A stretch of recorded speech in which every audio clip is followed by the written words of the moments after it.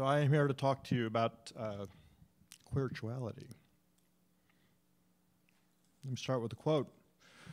For a long time, gays have been trying to minimize our differences from heteros as an act of survival. But now, for the first time in history, gay people are being urged to begin maximizing our differences from straights as an act of love to ourselves and to them. We must learn to honor, not hide, our being different, affirm and celebrate our gayness in original and playful ways, acknowledge a rich hidden heritage both within and outside of us, and find new models to explain the body of information and intuitive knowledge we have been carrying for a long time, but had no way to get out. That is by an essay called Assimilation or Affirmation, written in 1987 by Don Kilhefner.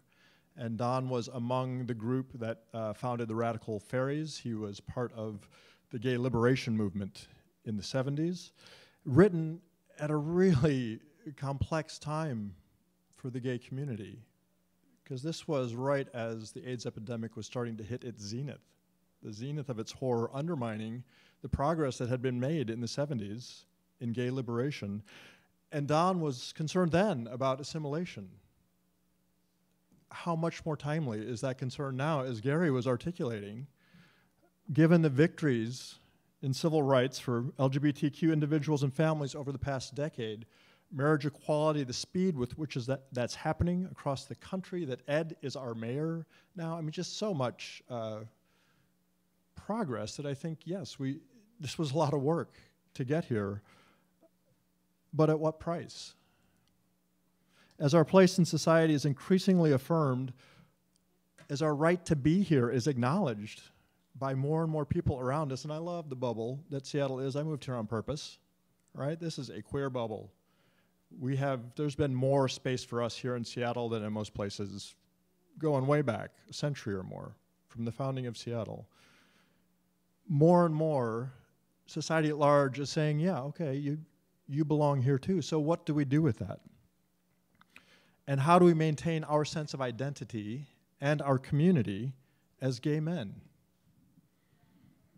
What are our distinct spiritual aptitudes and responsibilities as queer men? How are we uniquely suited to contribute to the evolution of human consciousness at this pivotal moment in history?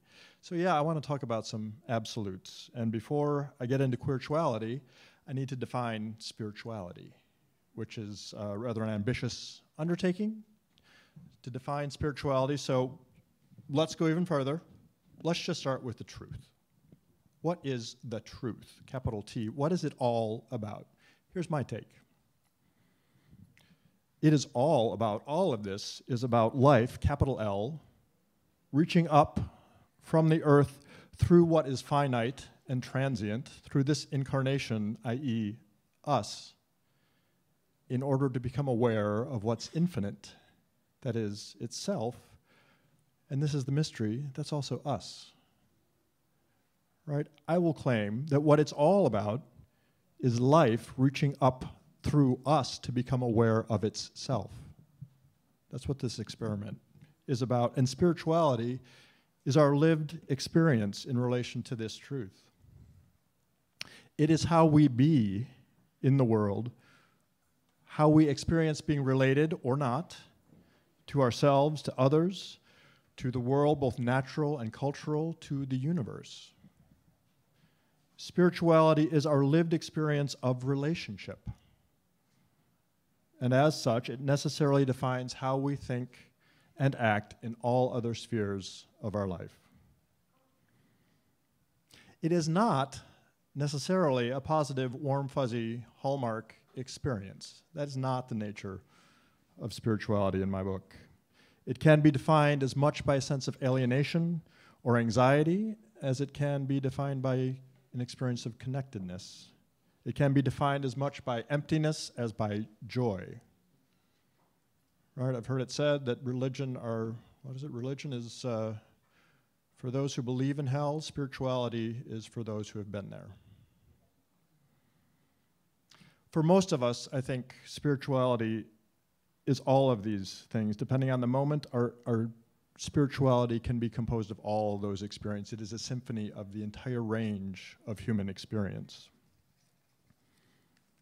So that's the big picture, and I would add one basic assumption to that the particular experience we have in this particular body, in this particular life, makes a hell of a lot of difference. That is part of the point. It imprints upon our soul, right? What happens to me in this body, in my circumstances, is going to define largely how I see and experience the world. So given that assumption, how does our experience as queer people in this world inform and shape our souls? What difference does it make that we're queer men? Is there a distinctly queer spiritual experience and perspective, a spirituality we might call queeritual? Here's a quote from Toby Johnson. The book is Gay Spirituality, the Role of Gay Identity in the Transformation of Human Consciousness. I highly recommend it. He is not a scholar, but he is provocative. He will make you think. And in one page, he'll say the craziest shit, and then have just the most amazing point in the next paragraph. This is from Toby. Being gay is a blessing, a higher incarnation, a better way to be. These are notions many of us, especially men involved in the gay spirituality movement, may believe deeply, but we seldom say out loud. Perhaps because we are especially sensitive to the problems that follow when one group claims superiority over another. So we do not claim superiority over heterosexuals. But at certain moments, perhaps in meditation or prayer, perhaps in sexual arousal, perhaps at a gay bar or a political fundraiser or a social event, we realize just how blessed it is to be gay. This discovery is an important part of spiritual maturation, when we realize that being gay is drawing the long straw in life. Then we can forgive the world. We can accept things as they are with all the pain and loss that goes with being human, and when we do that, we change the world. So is there a distinctly queer spiritual experience and perspective, a spirituality we might call queeritual? Well, of course, my answer is yes. There is. Are we the only ones with distinct gifts? Of course not. All marginalized people bring unique critique to the status quo, whether religious or political or social, just by virtue of not being part of the mainstream. There are gifts we bring. And just so, our experience as queer men is unique. We are called to be exactly who we have been created to be, as fully, as authentically as possible. It is no accident that we're here. And it's worth noting, we have been here all along. We have always been way overrepresented among the shaman, the priest class, the holy people. Queer people have always been overrepresented. The church itself would not exist as it does now without us. We have been here. In this talk, I'm actually pulling from a lot of authors, and it's to make a point that we have ancestors. We have elders, and I think we're hearing from elders today. That doesn't necessarily have anything to do with age, but it's those who have wisdom to impart to the community. We have elders. We also have ancestors. The modern homophile movement is about 150 years old, and it's usually pegged at starting with Walt Whitman. There are many men and women, profound and articulate individuals who have gone before us asking these questions. And we go much further back than that. We're better hidden the further back we go, much of the time, but we're there. So I want to say, know your history, know your local history, know how we came to be here in this place, but know your national history, know your global history as queer people. Find your ancestors, and you don't have to be dead to be an ancestor. We have living ancestors. There's lots of ways you can seek that out. One is there's 6,000 volumes on the other side of that wall, free lending. There's lots of ancestors there. And here's thoughts from one, John Burnside, partner of Harry Hay, founders of the Radical Fairies. This is from an essay, Who Are the Gay People? And this is from 2000, actually. Who are the gay people? Well, the ones I know best are at ease with themselves and with others. We are merry and loving, gentle and open. We are not dogmatic, judgmental, domineering, argumentative, nor manipulating, nor do we respond to others who may try to engage us at such levels. We are laughing people and equally ready with tears. We are very bright and witty, and we love good talk. In talk, we place no restrictions on the range of our voices, love to giggle, will scream with astonishment, pretend dismay or swoon with mock embarrassment, and we are constantly acting out and giving wicked impersonations. We love digression and are masters at it, almost never failing to return to the main concern. We find delight in being alive and have tremendous capacity for enjoyment. We are great creators of fantasy, yet we strive always to be rooted thoroughly in reality. Life to us is for love and for play. We love non-possessively, with full regard for the whole being of another. We are ruled by our hearts as by our minds, and our first response to those we encounter is compassion. How lovely is that? How often do we think and talk of ourselves and each other in that way, as the best of what we are as queer people? I don't do it very often. I wanted to discuss just a couple of examples of how our experience as queer men gives rise to the gifts, to the traits, and the characteristics of what I call a queerituality. The first is the experience of the outsider, or the outcast. To see things from the outside is the gift that comes to those who are different, and we are different. Sometimes we are the hidden outsider. If we have enough privilege, we can pass. We can even pass as straight, gay, white men, right? Those who are most descendant. And that's an interesting and subversive place to be. So sometimes we're hidden outsiders. Sometimes we can't hide how different we are. People know it, they see it, they experience it, and we are outcast, violently outcast. So there's a whole range of ways to be outsiders, but we are outsiders because we are not the status quo. We are a sexual minority. We see things differently. We have the gift of perspective. And on that score, here are some thoughts from Donald Boisvert from an article, How Queer Can the Sacred Be? I'm not really sure gay men should give up their marginal status as cultural and sexual gadflies, as religious outsiders and critics. There is a certain measure of self-protection in standing outside the circle, as much as it may irritate them and the gods and the states they create in their image. This distance can be both a physical and a psychological bonus, a safe space. But it also carries an element of defiance and subversion, which is, I would suggest, what we should never, ever give up.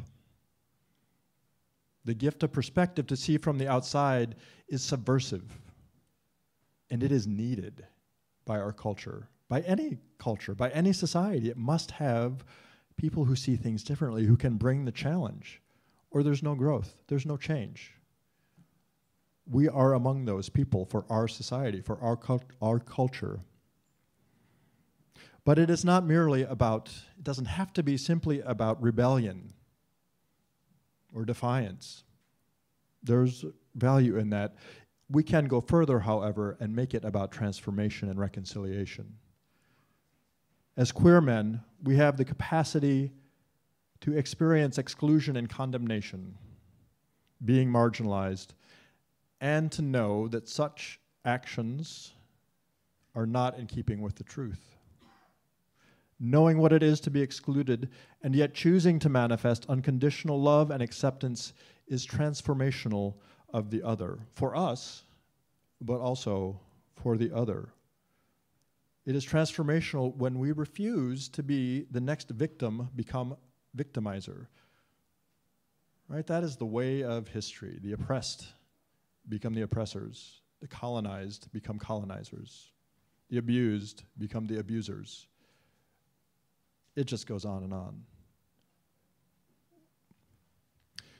From Velvet Rage, some thoughts from Ellen Downs. No other group of people on this planet is better equipped to bring the message of self-acceptance and authenticity to the world than gay men and women. Many of us have struggled mightily with shame and learning to access the power of authenticity and honesty that lies within us. The devastating effects of shame are ubiquitous, and the message of self-acceptance is universally craved by the world.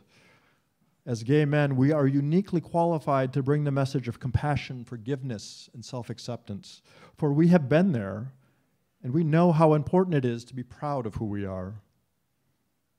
It is the natural outcome of our own struggles with shame that we would share our insight with a planet that desperately needs it. So ultimately, what I suggest in thinking about the outsider, the outcast, the gift of perspective, is the integration of a number of queeritual traits, bringing our experience of being the outcast and the outsider together with our aptitudes as teachers and healers to be, as Henry Nouwen termed it, the wounded healer, to use our wounds in service of the greater community. A second example, one that I find very exciting, I call a new creation, transforming masculinity. Through our very existence as queer men, we embody and make manifest a transformation of the experience and a meaning of masculinity that is absolutely unique and revolutionary. And here's a rather involved quote, but I think it's really important. This is from Ronald Long. The book is Men, Homosexuality, and the Gods. Some great thoughts. It seems to me that the contemporary gay movement is historically unique in the world. It's quite a claim. The contemporary gay movement is historically unique in the world. What has been traditional is the idea that fully adult men are penetrators of their social underlings. And by traditional, that means going back thousands of years. This is the tradition in which we live. That adult men are penetrators of their social underlings. American men prior to 1920 tended not to think that their masculinity was compromised were they to have sex with a man as long as they were the sexual tops. It was their receptive partners who would carry the stigma of being other than real men, other than fully masculine.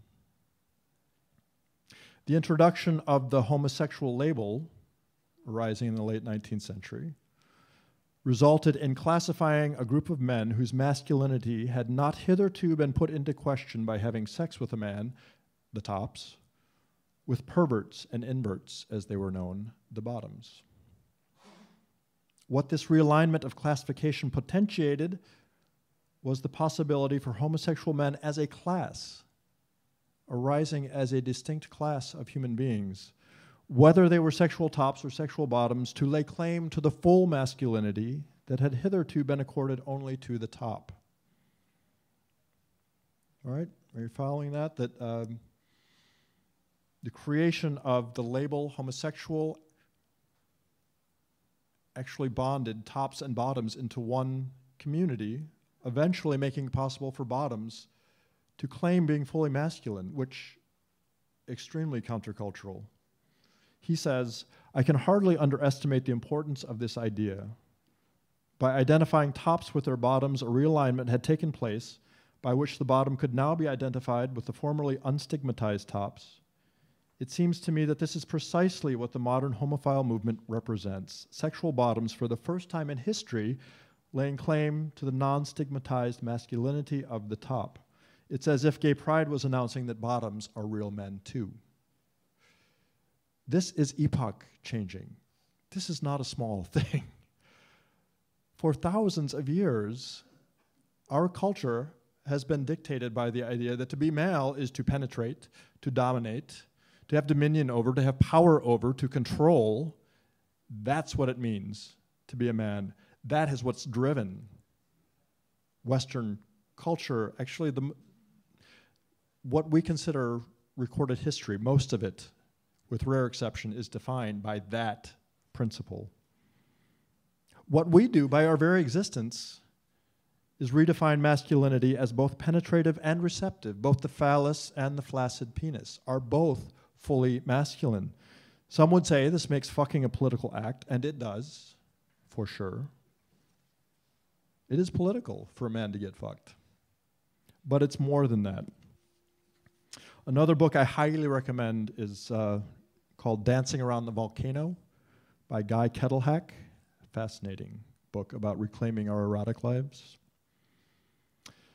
And he says, any power that I have to touch other people's souls comes from the experience of having my own soul, any power I have to touch other people's souls comes from the experience of having allowed my own soul to be touched. Hell, more than touched, fucked. As queer men today, we take for granted that we are just as much men when getting fucked as when fucking. That seems natural to us. But consider for a moment what the experience of being fucked, of being penetrated, tells you about who you are, about how you are related to others, to the world, to life.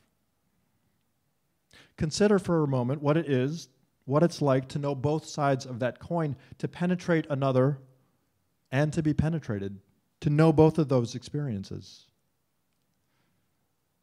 I don't think we appreciate just how radical a shift of human consciousness this is at an absolutely critical juncture in human history, in the history of our planet.